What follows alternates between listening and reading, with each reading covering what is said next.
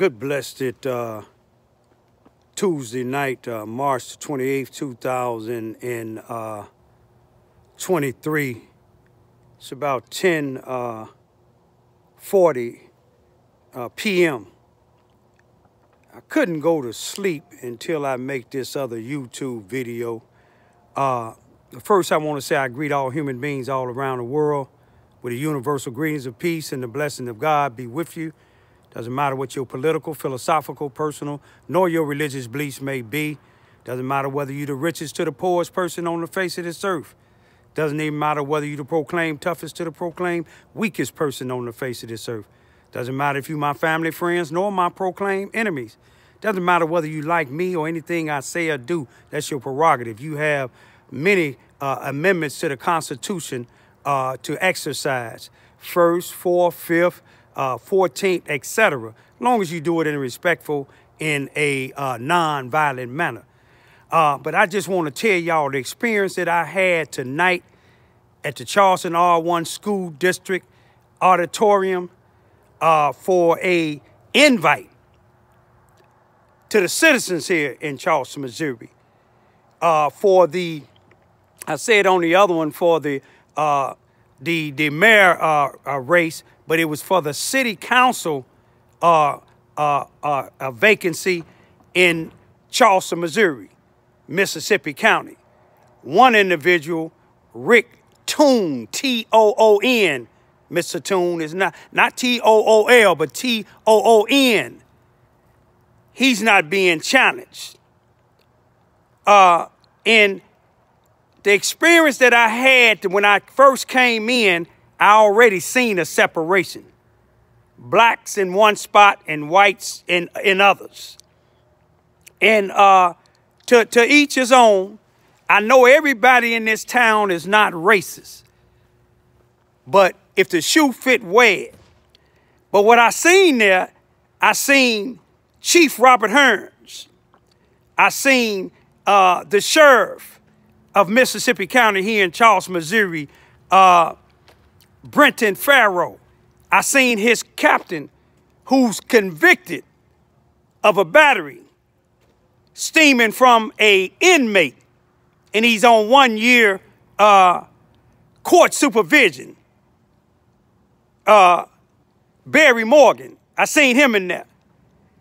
And what I seen was a dictatorship. You see, they had an individual that was narrating, and one of the other city council members that's not being contested, he was sitting up there, but it was just 3 candidates. This other one, Rick Toon, he didn't get up about one time, the first time, and that was just to say that his sugar done came down so he can say something. But the narrator made it clear that the citizens can say something. I'm a citizen, but they don't treat me like a citizen. They don't treat my 2 young daughters like citizens. But whether they like it or not, we citizens.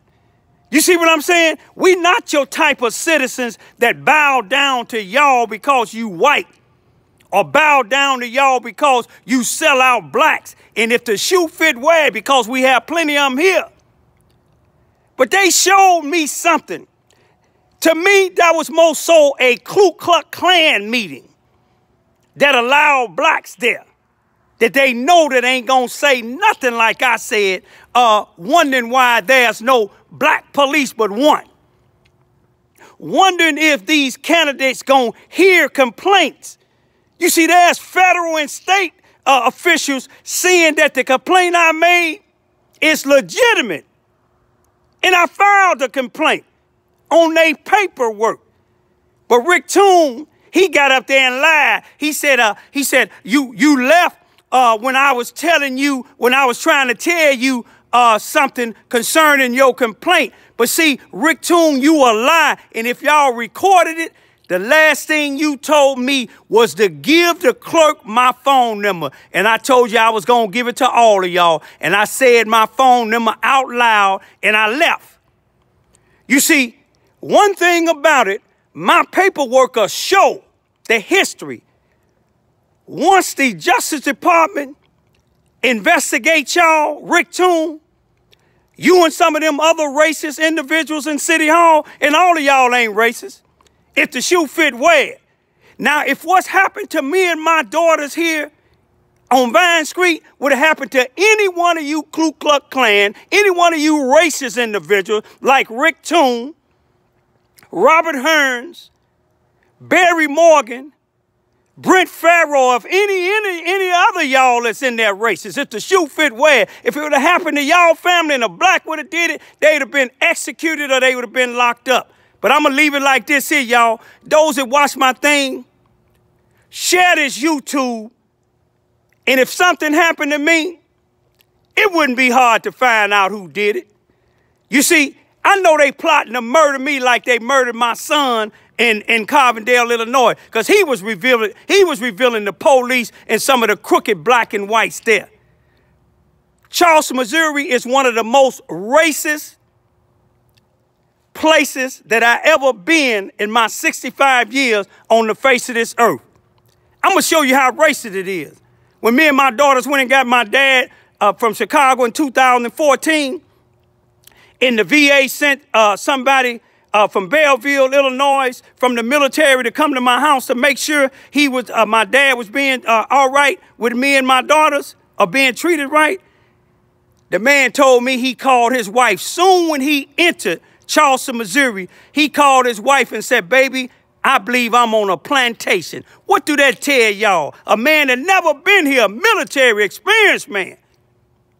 But see, ain't no question about don't black or white leaders or politicians care about nothing that's going on the black side of town. They'll build up on the white side of town. All you got to do is look at the C.F. Bowen Center. Look at all that open space. They got places for the drug dealers, drug addicts, and people want to hang out in the parking lot. They ain't going to build nothing there. That's why they tore it down. They letting a white dictator from the Charleston, Missouri Housing Authority run all of that. The city giving it to him, giving him the playground, giving him the parking lot, giving him the C.F. Bowen Center. How is they giving this one white man that run the Housing Authority that don't even live here, giving him all that authority? You know why? Birds of a feather flock together. Charleston, Missouri, I don't care what nobody say. It's being dictated by Ku Klux Klans. Peace be still.